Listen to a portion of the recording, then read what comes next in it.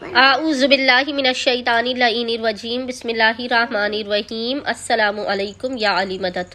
मोमिनीन और मोमिनात की खिदमत में इसमें आज़म का आज एक बेइंतहा मुजारिब और जलाली तरीन वजीफ़ा अमल लेकर आए हैं।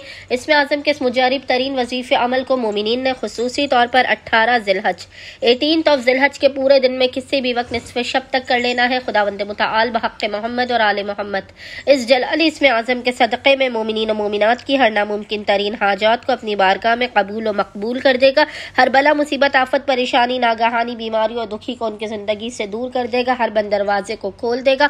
रिज़्क़ और रोज़ी में बेपनाह बरकत और वसाअत अता कर देगा। बस मोमिनीन और मोमिनात ने करना यह है कि 18 ज़िलहज 18 ज़िलहज के पूरे दिन में निस्फ़े शब तक जब भी आपको फुर्सत के लम्हात मिले आपने बावुज़ू होना है और बावुज़ू होने के बाद आपने किबला रुख बैठकर मोहम्मद और आले मोहम्मद पर अव्वल व आखिर 3 मरतबा 3 टाइम्स दुरूद भेजने के दरमियान में एक तस्बीह 100 टाइम्स 100 मरतबा इस जलाली जिक्र की तिलावत करनी है। और वो जिक्र है या अल्लाह या गयासल मुस्तगीसीन, या अल्लाह या गयासल मुस्तगीसीन।